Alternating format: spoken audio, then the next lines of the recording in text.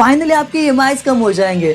But wait, इसी के साथ साथ आपके एफडी रिटर्न्स भी कम हो जाएंगे आरबीआई के इस एक रेपो रेट कम करने के डिसीजन की वजह से।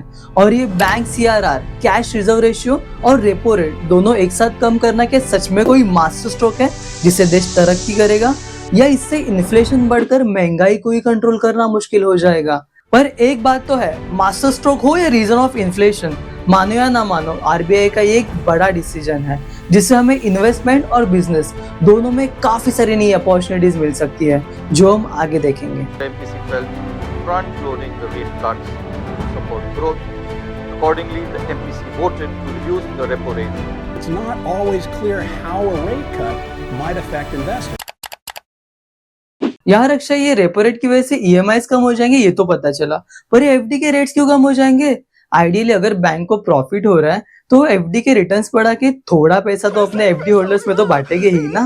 देखो, आपका सवाल तो सही है, पर बैंक सिंपली लोन के इंटरेस्ट पे पैसा कमाती है और वो लोन देने के लिए उन्हें फंड्स की जरूरत होती है जो वो आरबीआई और एफडी दोनों से रेज करते हैं। पर इस सिचुएशन में अगर उन्हें आरबीआई से सस्ते में पैसा मिल रहा है तो वो एफडी के रेट्स बढ़ा के और ज्यादा कस्टमर्स को अट्रैक्ट करके और ज्यादा फंड्स क्यों रेज करना चाहेंगे जिन पे उन्हें ही consistently high rate of interest pay करना पड़े। और एक सीक्रेट बताओ, even government schemes like PPF और सीनियर सिटीजन सेविंग स्कीम, इन पे भी नेगेटिव इम्पैक्ट देखने को मिल सकता है। और हाँ, ये सब मैं मन का नहीं बोल रहा हूँ, ये सब पास्ट डेटा प्रूवन है। अगर आपको चेक करना ही है तो रिसेंटली कोविड के टाइम पे जो गवर्नमेंट ने रेपो रेट कम किया था उसका एफडी, पीपीएफ और एससीएसएस स्कीम पे क्या इम्पैक्ट हुआ वो देखो।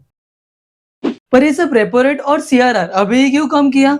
देखो, इस चैनल पे हम सिर्फ फैक्ट्स और डेटा के बेसिस पे चीजों में अच्छाई और बुराई दोनों देखने की कोशिश करते हैं। पर इस बार आरबीआई के गवर्नर संजय मल्होत्रा और पूरी आरबीआई की मॉनेटरी पॉलिसी कमेटी ने जो डिसीजन लिया है और जिस टाइम पे लिया है वो सच में काफी बोल्ड और तारीफ के काबिल है।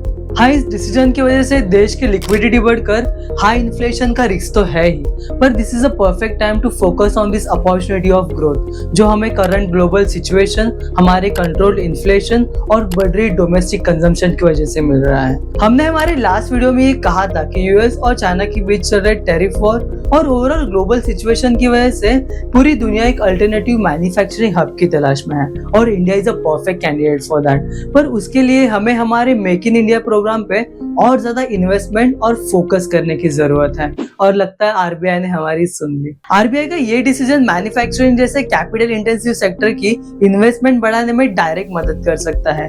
अभी इंडिया का इन्फ्लेशन 4% से 3.7% पे गिर गया है, जिससे इंडिया के पास इकोनॉमी में लिक्विडिटी इंजेक्ट करके ग्रोथ पे फोकस करने का गोल्डन चांस है। सीआरआर 1% से डाउन करके आरबीआई इवेंचुअली इंडियन इकोनॉमी में 2.5 लाख करोड़ तक का कैश इंजेक्ट करेगा और रेपो रेट कम करने की वजह से यही लोन्स कम रेट में मिलने में मदद होगी, जिसका डायरेक्ट बेनिफिट मैन्युफैक्चरिंग जैसे सेक्टर्स को मिलेगा, जिससे हम सप्लाई इंक्रीज करके ग्लोबल डिमांड और इवन खुद की डोमेस्टिक कंजम्पशन को अच्छी तरह से पूरा कर सकेंगे। पर क्या होगा अगर ये आरबीआई का डिसीजन देश में ग्रोथ की जगह पे इन्फ्लेशन ही बढ़ा दे तो?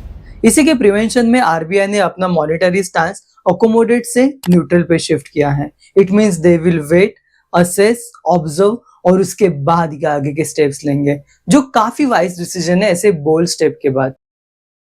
देखो, इन्वेस्टमेंट अपॉर्चुनिटीज तो काफी क्लियर है। Capital intensive sectors like trade and manufacturing तो डेफिनेटली बढ़ेंगे, पर इसी के साथ साथ home loan, car loan, personal loan की रेट कट की वजह से एफएमसीजी, ऑटोमोबाइल, रियल एस्टेट और कंज्यूमर फोकस इंडस्ट्रीज में अच्छी खासी ग्रोथ देखने को मिल सकती है।